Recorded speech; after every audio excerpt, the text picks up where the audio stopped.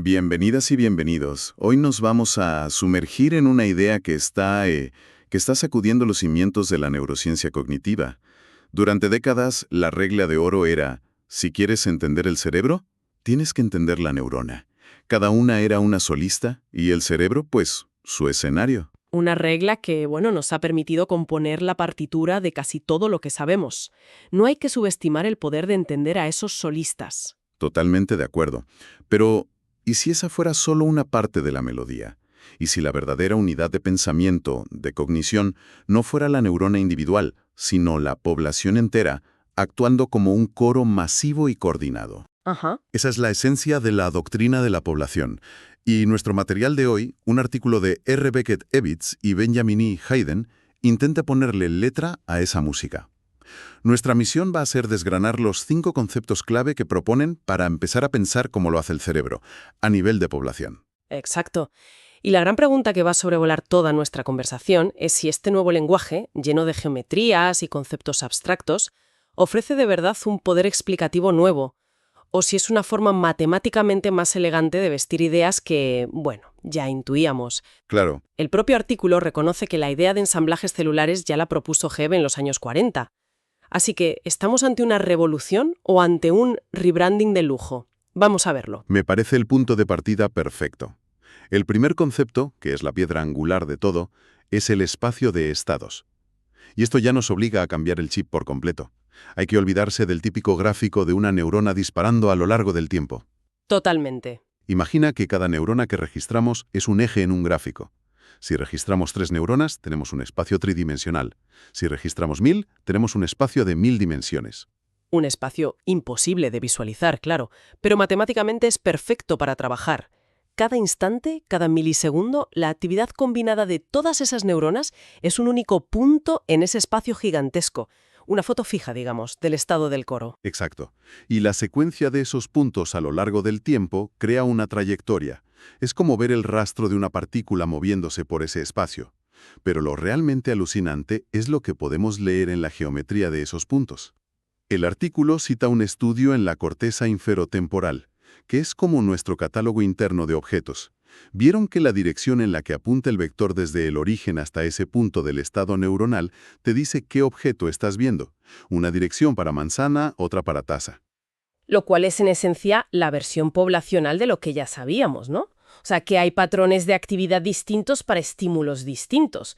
Es una traducción a un lenguaje geométrico, pero la idea subyacente no es rompedora. De acuerdo, hasta aquí es una traducción. Pero aquí es donde te explota la cabeza. Descubrieron que la magnitud de ese vector, o sea, lo largo que es, cuánta energía colectiva hay en ese estado, Ajá. predice si recordarás ese objeto mañana. Piensa en ello. No es solo qué pensaste, sino con cuánta fuerza colectiva lo pensó tu cerebro. Podría ser la base neuronal de por qué algunos recuerdos son tan vívidos, casi imborrables, y otros se desvanecen sin más. Es una imagen muy potente, no lo niego. Pero si rascamos un poco la superficie, el propio artículo admite que esa magnitud es, y cito, una suma de actividad entre las neuronas. No estamos hablando en el fondo del promedio de actividad de toda la vida, pero presentado con un lazo geométrico. Bueno, pero la perspectiva. El marco conceptual te invita a pensar de otra forma, ¿sí? Pero el cálculo es sorprendentemente simple. La novedad podría estar más en la perspectiva que en el dato en sí. Pero es que la perspectiva lo es todo. Te permite hacerte preguntas nuevas. Por ejemplo, sobre la distancia entre estados. ¿Podemos medir si el cerebro está más lejos de su estado normal cuando ve algo sorprendente que cuando ve algo rutinario? Y ahí te topas con otro problema fundamental. El texto menciona la distancia euclidiana, la del coseno, la de Mahalanobis. Cada una es una regla matemática distinta para medir esa distancia. Y la elección no es inocente, puede cambiar por completo tus conclusiones. ¿Cuál es la que usa el cerebro? No tenemos ni idea. Cierto. Estamos imponiendo nuestras matemáticas y cruzando los dedos.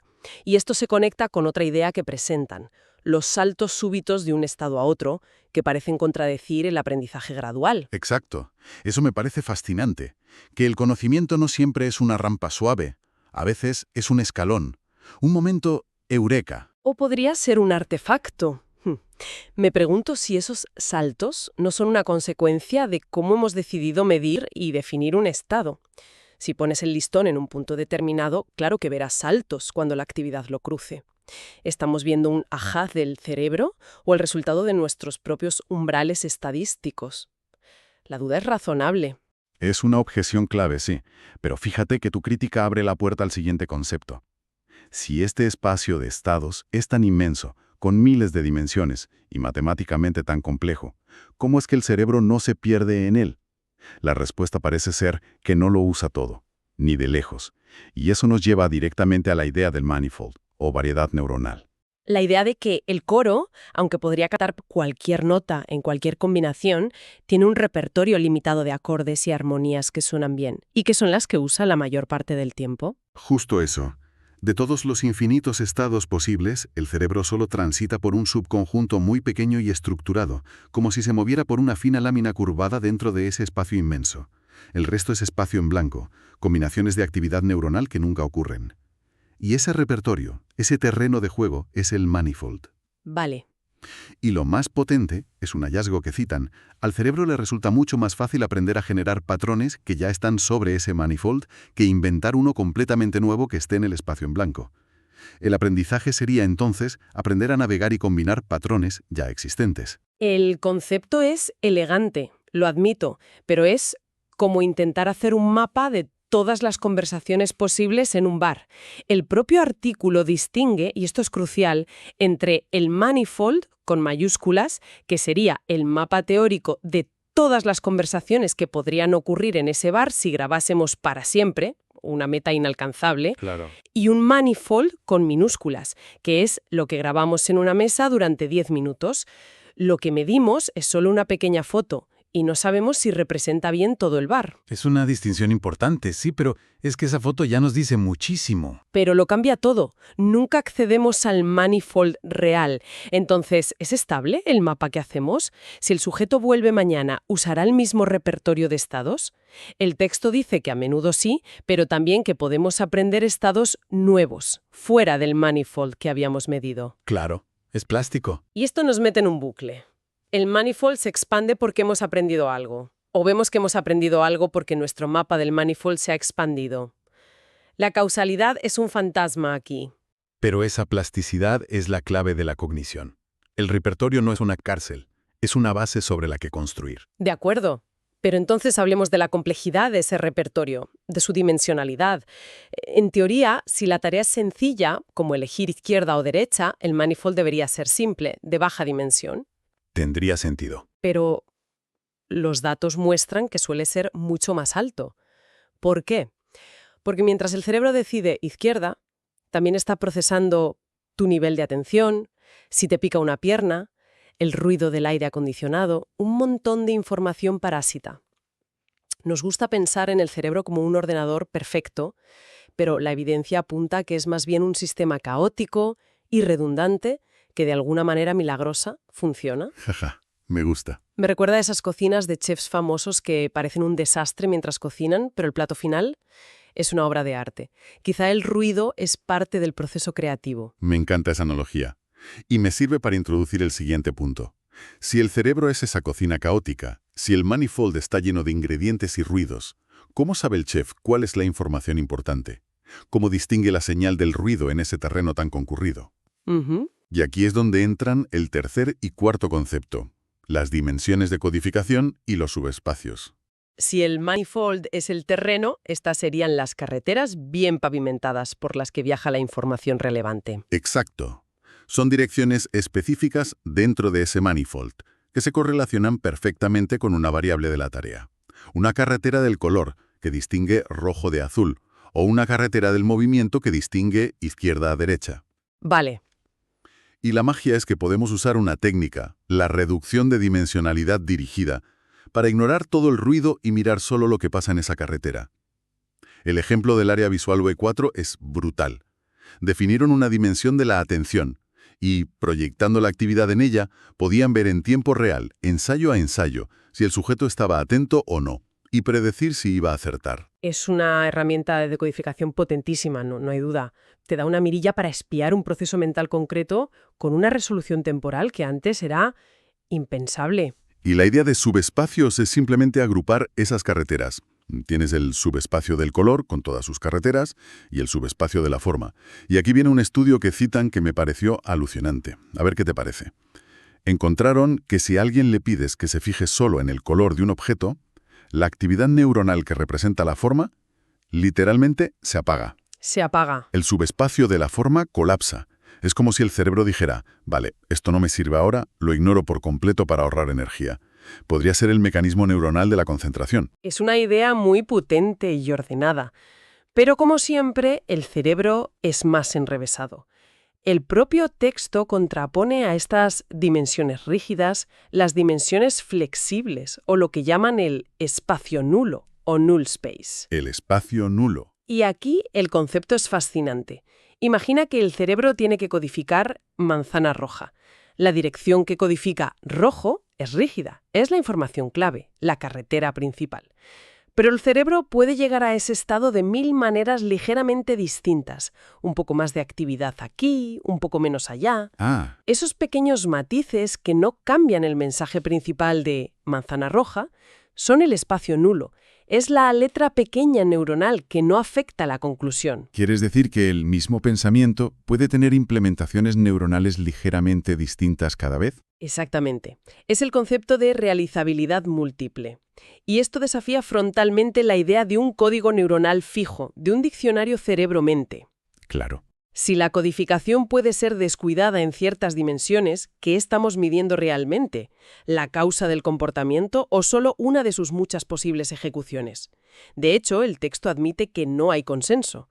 Algunos estudios encuentran códigos estables en la memoria de trabajo, mientras que otros ven códigos dinámicos, donde la carretera que codifica un recuerdo va cambiando con el tiempo. Vaya. La realidad parece mucho menos ordenada de lo que estos modelos geométricos nos hacen soñar. ¿Qué fuerza guía a la actividad por esas carreteras? Ajá. Y esa es la pieza final del puzzle, el quinto concepto, las dinámicas. La inferencia de una fuerza invisible a partir de sus efectos. Un problema clásico en física, ahora importado a la neurociencia. La analogía que usan es perfecta. La actividad neuronal es como una bola rodando por un paisaje montañoso. La trayectoria que vemos es su camino, pero las dinámicas son la forma del propio paisaje, sus valles y montañas, que no vemos directamente, pero que determinan el camino de la bola. Vale, entiendo. Y la idea clave aquí es el atractor, un valle en ese paisaje, un estado estable hacia el que la actividad tiende a caer. Como una canica en un cuenco que siempre acaba en el fondo. Eso es. Y esto explica de forma superintuitiva un montón de cosas. La categorización, presentas una imagen ambigua entre gato y perro, y la actividad neuronal cae en el valle del gato o en el del perro. O el mantenimiento de un recuerdo, la actividad se queda estable en el fondo de un valle de memoria. Ya. El ejemplo de la corteza visual es genial. Ante un estímulo, las neuronas que responden a él están o encendidas o apagadas, saltando entre dos estados atractores. Y la atención no crea el estado, sino que hace el valle del estado encendido más profundo, para que la actividad se quede ahí más tiempo. La metáfora es poderosa, estoy de acuerdo. El problema es que los modelos matemáticos que la sustentan, como las redes de Hopfield o los de El ganador se lo lleva todo, son caricaturas del cerebro real. Son modelos muy simplificados. Bueno, son un punto de partida. Y cuando intentas hacerlos más complejos para que se parezcan más a la realidad, te metes en un jardín. El propio artículo habla de atractores de línea para acumular evidencia, o de atractores dinámicos, o canales heteroclínicos, que son trayectorias complejas y cambiantes. Pero eso refleja mejor que la cognición no son solo estados fijos, sino procesos que evolucionan. Sí, pero aquí me surge mi mayor escepticismo.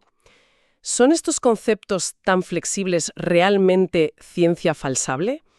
¿O se convierten en una etiqueta sofisticada para cualquier patrón de datos que no entendemos?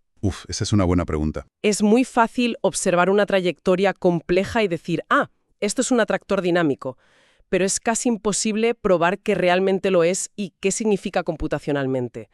Corremos el riesgo de que la dinámica se convierta en una palabra mágica que lo explica todo y, por tanto, no explica nada. Es el riesgo de toda ciencia joven. Aún estamos construyendo las herramientas para testar estas ideas. Pero si damos un paso atrás, el marco que hemos dibujado es impresionante. Hemos pasado de ver la actividad cerebral como una cacofonía de solistas a interpretarla como una sinfonía con una estructura profunda. Cierto. El espacio de estados es la partitura posible. El manifold es el repertorio de la orquesta. Las dimensiones de codificación son las melodías principales y las dinámicas son las reglas de la armonía que guían la música en el tiempo. Para mí, queda claro que este enfoque nos permite hacer preguntas que antes eran literalmente impensables. No hay duda de que es un campo con un potencial gigantesco. Ofrece un lenguaje para hablar de lo colectivo. Sin embargo, hemos visto que cada uno de estos elegantes conceptos viene con una mochila de ambigüedades. La elección de las métricas, la imposibilidad de ver todo el manifold, de la flexibilidad de los modelos dinámicos, son desafíos inmensos. Son los retos a futuro. No podemos dejarnos seducir por la belleza de la geometría hasta el punto de olvidar que es un modelo, un mapa, y no el territorio. Son los retos que definen la frontera del conocimiento actual. Sin duda. Y para terminar, quiero lanzar una reflexión que el propio artículo sugiere al final, y que me parece la consecuencia más radical y provocadora de todo esto. A ver. Si la doctrina de la población es correcta, si lo que importa es la sinfonía, el comportamiento colectivo, ¿sigue teniendo sentido el esfuerzo titánico, lento y a veces imperfecto de aislar la actividad de cada neurona individual, lo que se llama spikes sorting? Vaya. Es decir, necesitamos saber exactamente qué nota está tocando cada violín.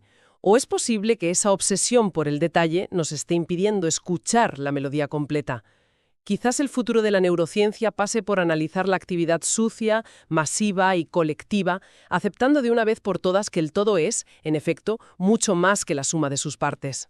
Una pregunta que podría cambiar las reglas del juego para toda una generación de neurocientíficos. Gracias por acompañarnos en este análisis.